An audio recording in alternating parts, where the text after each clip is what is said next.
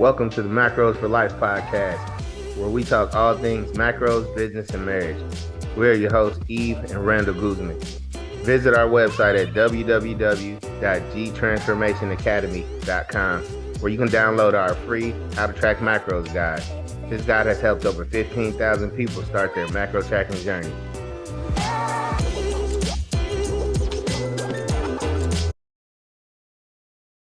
Hey friends, welcome back to the Macros for Life podcast, where this week I'm doing a little bit of a personal podcast. So it's just me. Don't worry, Randall will be doing one of his own, but a personal podcast on the reality of losing 150 pounds. If you're new here, welcome. We talk all things macros, nutrition, fitness, business for fitness coaches, and a sprinkle a little bit of our marriage because we are a husband and wife team.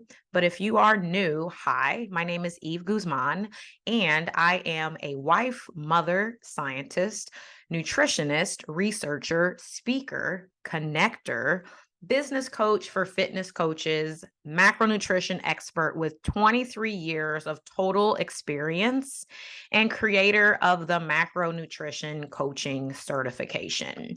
I am someone who has also lost 150 pounds. If you guys have been following me on Eve Guzman official for a few years, you will know that I probably used to talk more about the fact that I lost 150 pounds, way more than I do these days, and there's a reason why. When I first started doing my coaching, I really didn't talk about how much weight I lost and how.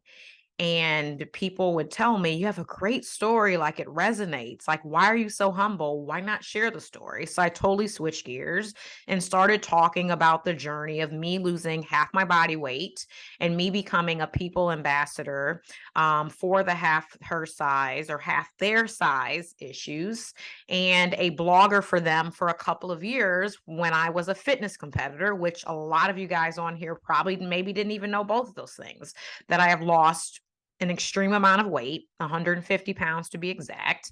And I used to be a figure competitor, and I talked about my weight loss all of the time.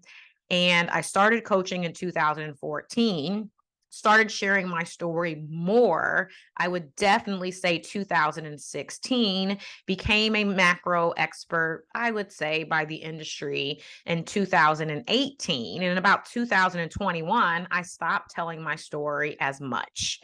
And that was for a couple of reasons. One, I did not want it to be the only thing that people knew me for, because you guys know how it goes in this space. There are lots of people that have lost a lot of weight, but that does not make them an expert. It doesn't make them someone that can help other people and not just use what worked on them to work on other people without experience and education and a certification. And I also wanted to prove that I was more than just a weight loss story. And this transition happened when I became a fitness coach, a business coach for fitness coaches. And so now you will probably rarely see on my Instagram channel me showing my before and after. I used to show my before and after probably like 3 to 5 times a month. Now, I mean, I can go on there right now and I'll take a look as we're doing this podcast, but I probably haven't showed a before and after picture in potentially 3 months. So as I talk to you guys, because this is completely unscripted, I will roll back to my account and I'll tell you guys how long it's been. But I did not want my weight loss to be the only thing that people knew me for. And I wanted to really establish the fact that I have a skill set to help other people outside of the fact that I lost weight myself.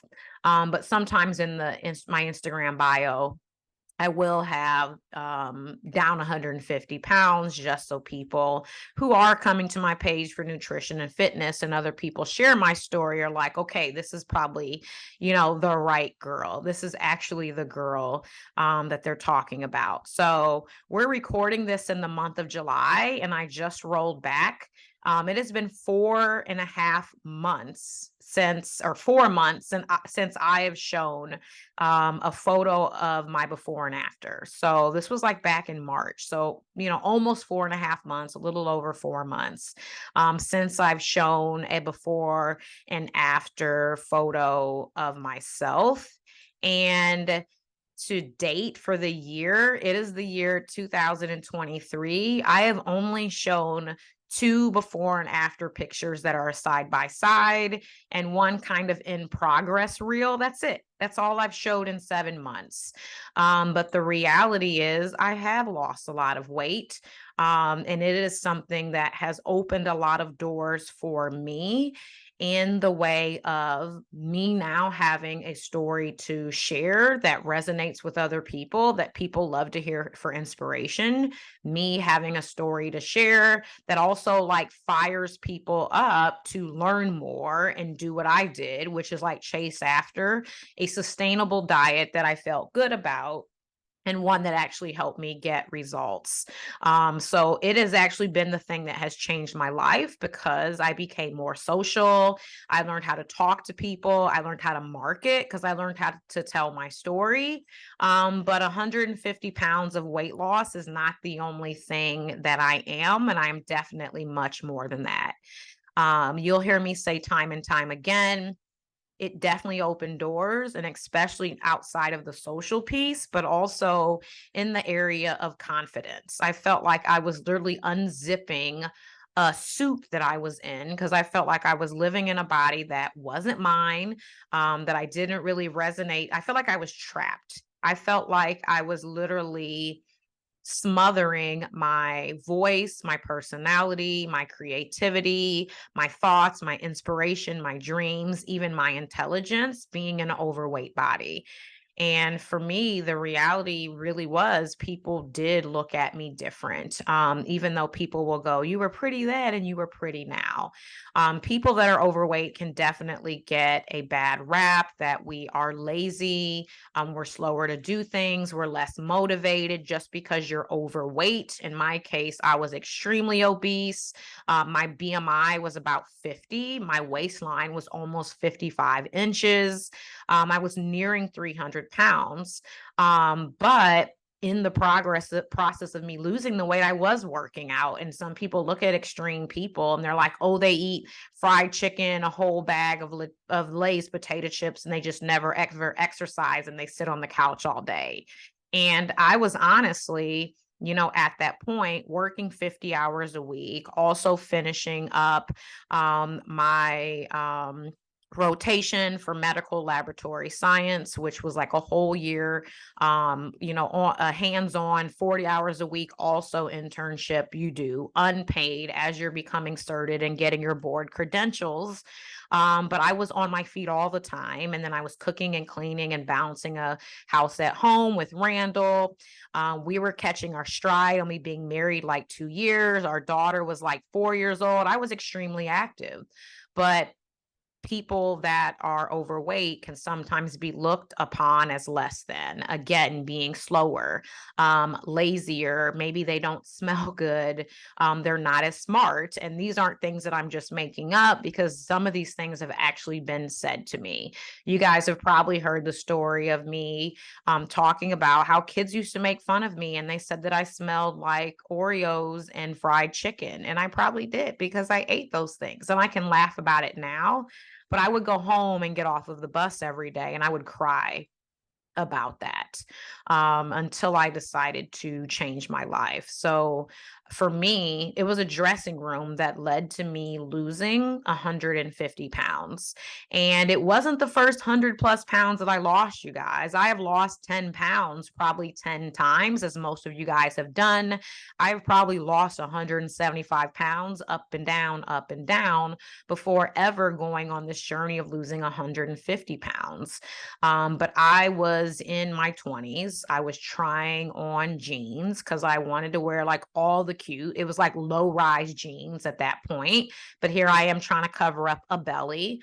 And I'm trying on these jeans, and I tried on like 20 pairs at the mall, and they were literally just all over the floor, like what you would see in a weight loss ad or what you would see on like a dramatic scene in the movie. That was my scene.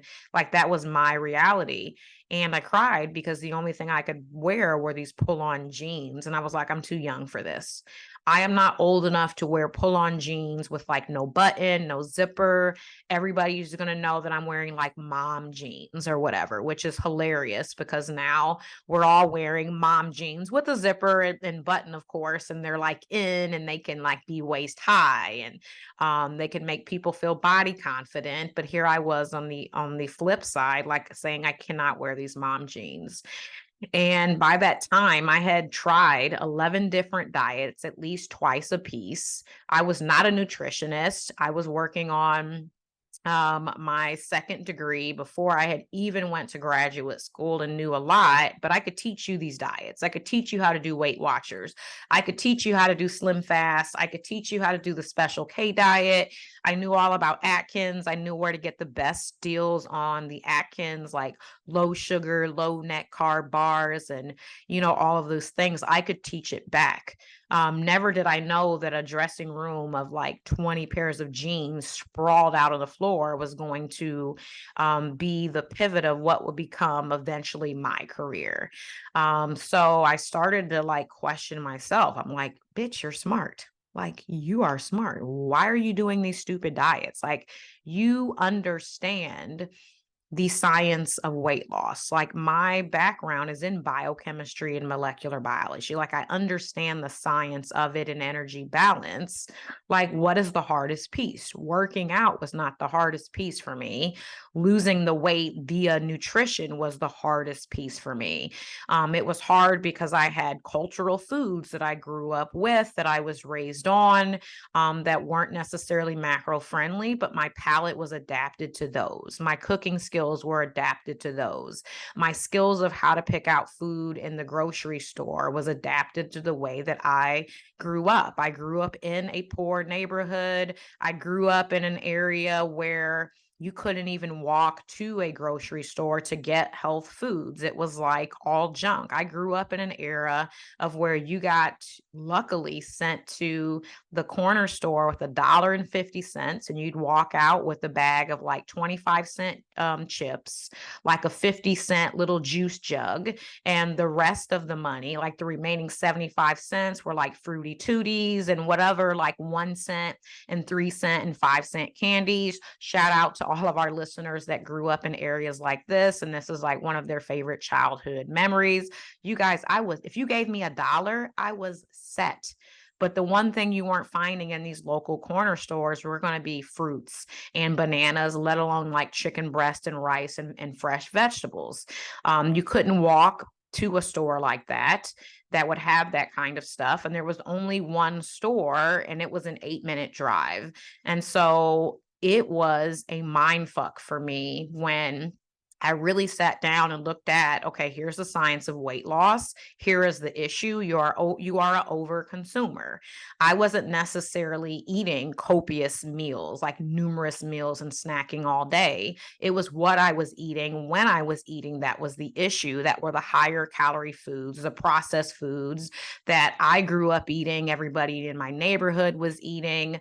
Like my parents did definitely the best that they could, but like they did for me as my parents were done for, and what I was eating was normal. So it was really a shit fuck when I looked at what I was eating and I'm like, can't have the fried chicken. I gotta like learn how to cook chicken breast in my young 20s.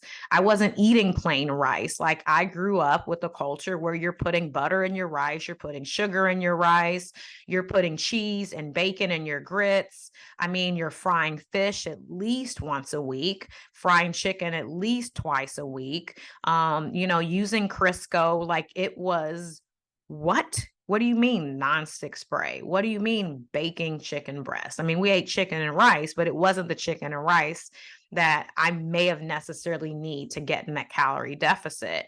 And then like smashing a whole box of like Debbie snacks in a week. Like that was what I grew up on, and it was normal. And having all carbs for breakfast, basically cereal or oatmeal, and that was it. Like that was the way that I grew up. And so I realized it was what I was consuming. And I could still eat the same number of times per day, but I started to have to swap things out. I had to swap the Debbie snacks for like a 50 or 100 calorie pudding cup. I had to like swap out like getting a sandwich from a place like Arby's or Wendy's or Burger King at lunchtime, and like packing my own sandwich from home, and then making a side salad instead of having the sandwich and fries or the sandwich and potato chips, which was a thing that I loved. I was comforting myself. Even at my job, I was working in the hospital. I would get a 99 cent, and this is not the same 99 cent bag, but that today the size is, but a 99 cent bag of Lay's potato chips, the hot flaming, crispy thin chips, no ridges. That 99 cent bag, you guys, is like the $2.99 bag that you probably get in the gas station these days because of inflation. But I was eating one of those at least 3 days a week at work, and they were probably 800 calories or more a bag. But like I would drown my sorrows of hating working in corporate. And it was just a hard role. I'm not even going to harp on it. But I hated my job, and that's where I would kind of pour myself into. The reality for me was I had to relearn how to eat. I knew the science, like I said, I knew how to work out. I got a membership at the Y. We used our tax refund for me to get the Y membership because we couldn't afford even paying $30 a month for me to go. But when we got that tax refund check, shout out. I ended up pouring it into getting a gym membership, but I had to learn how to I had to relearn how to eat, you guys. I had to learn how to make a healthier breakfast, how to get my protein up above 50 grams per day, how to eat different cuts of meat, how to cook them different ways. Like it was a total relearning experience for me. And I said, you know what? I'm going to do this because I am miserable and I don't like the way that I feel, and it doesn't really reflect who I am as a person. And so I was like, I got to dig the fuck in. And so, you guys, I dug in for 16 months and I lost 120 pounds in 16 months. This is not average. So if you're doing the math and you're like, oh, this is how it would work out for me. This is not a typical diet. And it was actually a little bit extreme in nature. I'm always honest about it because my calorie intake was too low. I wasn't doing calorie cycling, carb cycling, and diet breaks. I was going on vacation and having weekends where I would eat more. And so after this 16 months, I eventually had reverse diets and periods at maintenance that I really didn't know what they were back then, versus like the whole theory of nutrition periodization becoming a huge thing after 2015. But I was in a calorie deficit, honestly, and do not follow these numbers, eating about 1,200 to 1,400 calories per day. I lost a lot of weight, but I also lost a lot of muscle. And I wish at this point, like the access that we have nowadays to people who are fitness coaches, if I would have had it then, baby, my body composition even now would be completely different because I would have taken breaks from dieting. I would have built muscle and maintenance. I would have started lifting probably 4 years sooner, probably not even four, probably 10 years sooner than I was lifting. But I lost the weight. And then a couple of years after, I started learning how to actually weight train to keep this weight off. But it consisted of me tracking everything with a pen and paper. MyFitnessPal was not available to 2013. I was using a Calorie King book. You guys can still find these on Amazon, but you can use apps like Macros First to track, which are much easier if you guys want a subscription to Macros First that has all of the premium benefits. Even though the base platform is great, you guys can use code EVE10 to save on a premium subscription. That is what Randall and I use for our macro tracking. But back in the day, I had to track everything with pen and notepad. And it was therapy because I got to see what I was eating. I got to see when I was eating what in response to how I was feeling and what I was doing. And it was easier to track the items that I knew what was in the food than meals out, because I had to add up all that stuff by hand, you guys. It was a lot of like manual math. And I was adding all of that stuff by hand. So if I was on top of what I was eating, it was easier for me to track and less work to add up. So, I really dug in and I did the work.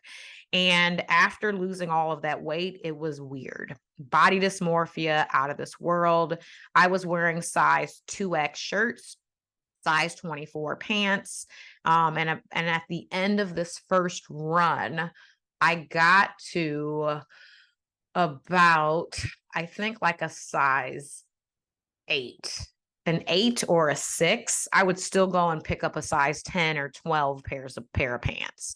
I needed a small or a medium shirt. I would still pick up a large. Like, I would take clothes home and buy them and wear them, and then they would be too big. And Randall's like, what the fuck are you doing? Like, you're not a large anymore. You're not an extra large. Like, what are you doing?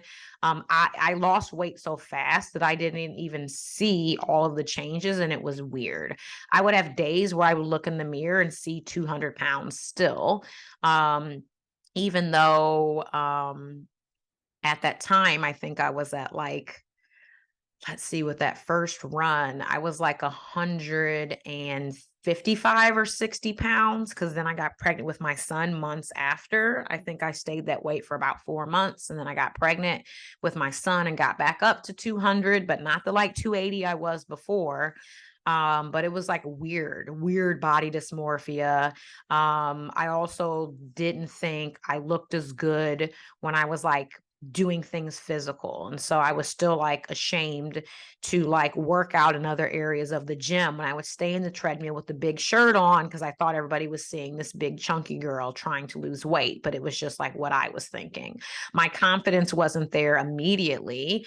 Confidence with Randall, yes, because he was complimenting me and telling me how good I looked, but I couldn't see it as much. And it really took other people complimenting me and me trying on smaller sizes of clothes for it to click.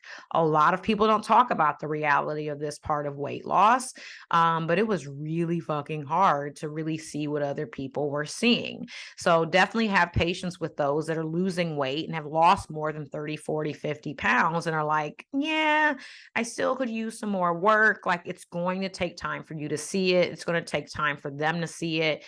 So definitely have, patience with those people. I got pregnant, like I said, about 5 months after losing the weight. That time I only gained 35 pounds and not the over 100 I gained with or almost 100 I gained with my son. Because when I got pregnant with him, I was already well into my 200s. But I lost most of that weight because I stayed active during my pregnancy. I was tracking calories, I think, the first 4 months. And after that, I just intuitively ate. And so I gained like the natural or expected like 35 to 40 pounds. And then by January 2014, I had gotten down to 158 pounds. So roughly what I had been at before. And you guys, there was so much pressure being pregnant. I was stressed the fuck out about people going, she's going to gain all the weight back. And people not believing me. And then losing the weight, same thing. Like, when I went back to work at, 8 weeks postpartum, I was like, are people going to think that I'm fat? Are people going to think that I looked good? But when I went back, I felt pretty confident, but like, it's just so much of that pressure. And then, as most of you guys know, shortly after that, I became a health coach for an MLM because I signed up for their nutrition products and was using their protein to hit my macro goals. Because at that time like a little bit shortly after that, I started tracking macros for the first time ever and not just calories only. And I love their protein, and it was changing my body paired with the weight training that I had finally started like 5 months ago. And I was like, you know what? I'm going to be in People's Magazine for real. I lost this 120. I had a baby. I lost, that baby weight. Let me lose this last 20 pounds to get to 138 pounds, which would just take me across the line of me actually losing half my body weight. And I did the damn thing. I started in January, and it took me about 4.5 months to lose that 19 pounds. And I tagged everything half her size. If you guys check that hashtag tag, you'll find it.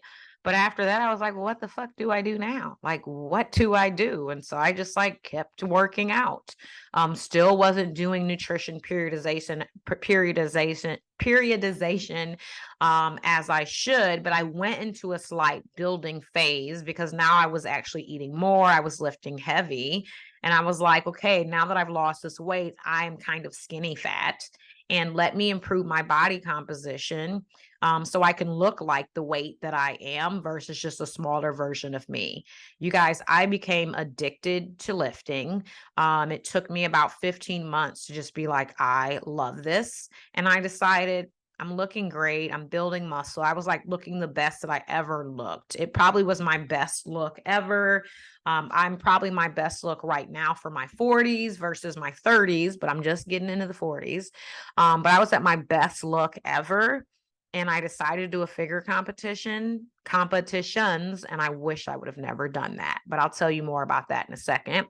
So I reached out to People Magazine because I had been in their issue 5 months earlier, and I was like, hey, I would love to share my journey to the stage. Can I keep you guys posted? And they were like, why not? Why not even just write a blog? And I'm like, a blog? I'm not a writer. This is not something I am. Should I do this? And they were like, we would totally support you. So let's just like do the dang thing. And so I started blogging for them, and I did my first competition in April 2016. And I did way too many shows after that. Let's just say that. I competed from April 2016 until I think September. Did I do a 2018 show? I think I did an early 2018 show for about 2 years. But it destroyed my hormones. It destroyed my metabolism. I experienced high cortisol, like weight just coming back on out of nowhere, gaining like 15 pounds in a month because I had stayed low calorie for just way too long. And you guys, I wish I would have gotten to that, like, my best look ever, regardless of my weight back in 2015, and never competed. But that's like a whole nother story in itself. And I'll talk about the whole hormone thing eventually. But after the competing, I spent 2018 through 2020, like reverse dieting and then being at maintenance and like rebuilding my confidence. Like the confidence I really sought to gain after losing 120 pounds was shattered because I felt like I lost all of this weight. I became a figure competitor, and I became so lean at 10% body fat. It wasn't healthy. It wasn't normal. I look back now, and I definitely looked a little sick and too thin because I did not build enough muscle before I went on the stage. But I spent 2 years like reclaiming my health and wondering, is anybody going to work with me? Is anybody saying, oh my God, she's going to get fat again? Does anybody trusting me? And I spent 2 years like rebuilding our programs and my confidence at the same time, while just trying to get like this crazy weight gain that I was having come to a halt. And so I spent all of that time like almost depressed, in and out of being depressed with, oh my God, I'm gaining the weight back. Are people going to trust me? I got to about 2021, and I was like, I don't ever want to diet again. Like I got to the point where I was like, I love maintenance. I love not thinking about dieting. You guys, I spent 20 years dieting, it was my identity, and it was like a part-time job. I was always thinking about dieting and counting and tracking so much that I wasn't thinking about my health, my happiness, my body composition. Am I actually stronger, or am I just smaller?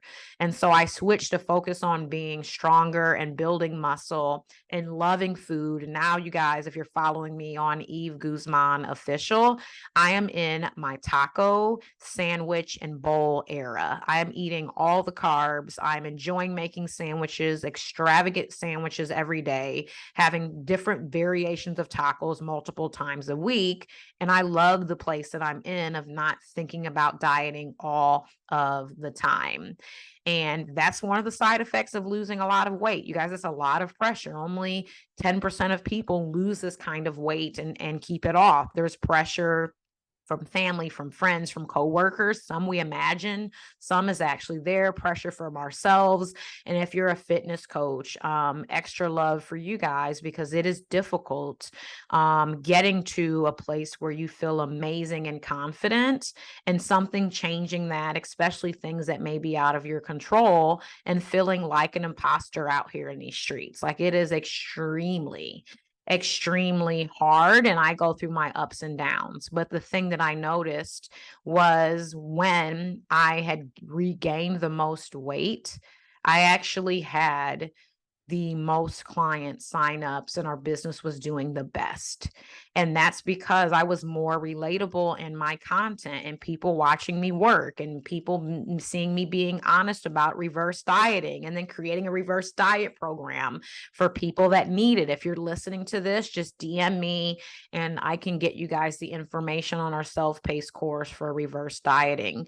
But I was like living life and like showing things like travel versus here's what I'm packing in my suitcase for travel, but now showing like amazing trips and beautiful scenery and food and adventures and excursions versus like how miserable I was inside to keep this weight off. But this is the reality of losing a lot of weight that a lot of people don't think about. The pressure to keep the weight off, the pressure of maybe keeping up with a diet that helped you lose a ton of weight that you fucking hate. People are hating the fact that they've lost a lot of weight on keto. People are hating sometimes the fact that they've given up all carbs to lose weight, and they're nervous to, bring that stuff back in. But our bodies need it, especially our metabolism and our thyroid. Like, people, you guys out here are struggling after weight loss and don't know how to get to maintenance, and don't always know the importance of what to do after. Like, losing weight, sometimes it's simple, but it's hard. You got to work out. You got to be consistent. You need to eat in a calorie deficit and generally eat better. But what do you do after when you get to that point? And we do have a podcast on like maintenance and maintenance mindset. I would definitely tell you to scroll back and check that one out, because it is really, really good. But a lot of people don't know what to do when they get there, let alone are battling all of the reasons why they think they may lose the results and stuff that they have. But episode 20 is a nice, short, and sweet one. It is about maintenance mindset. I definitely encourage you guys to check it out.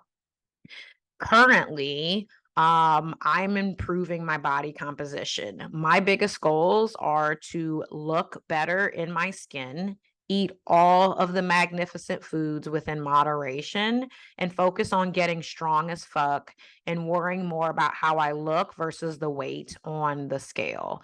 I have my ups and downs. I have my body image days, but I know that I am somebody's inspiration, whether this is in the area of nutrition education, or I know I am somebody's goal, like somebody's body goal. Someone out there can relate to me and they would love to look like me, no matter if they know my size of pants or the size and clothing I'm wear. But you guys have to always remember, no matter how hard you get on yourself, you are somebody's goal out there, and they would love to trade places with you. And the fact that someone would potentially do almost anything, you guys, anything to trade places with you should be enough gratitude for you to be thankful for where you are and work on loving your body more for what it can do versus what it currently isn't. Anything can be changed, especially when it comes to functional nutrition and weight training.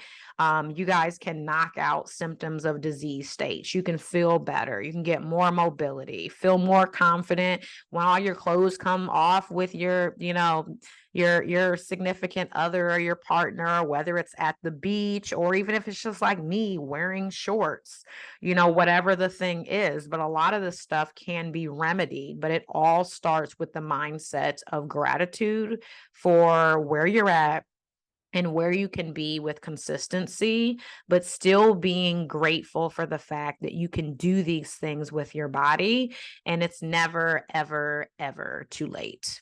Hopefully this podcast was helpful for you guys to kind of learn more of the reality of losing this much weight and what my journey has been like. A lot of the stuff that I've mentioned on the podcast today, I have not mentioned, and I wanted to get it out somewhere. So I'm hoping it's going to really, really help somebody one day. And I can't wait for my babe, Randall, to share like his experience in the reality of losing an incredible amount of weight. I have lost a little over 150 pounds. He's lost 120 pounds. So we've lost almost 300 pounds together, you guys. And I am so grateful for all of his support because we wouldn't have been able to kick this thing off without him believing in me because I was the one that needed the most help in the beginning and he got me going. So I love you, my best friend, my soulmate and lover. But until the next podcast, you guys hit us up on Eve Guzman Official or the Macros for Life podcast on Instagram. And if this resonated with you, please do a screenshot and tag me on one of those channels so that we can reshare this and give people more motivation and inspiration when it comes to their health and fitness journeys. Peace out. Thanks for listening to our podcast today. Make sure you like, share, and tag us on Instagram. Also, subscribe to our channel so you don't miss future episodes. In the meantime, be healthy and get wealthy.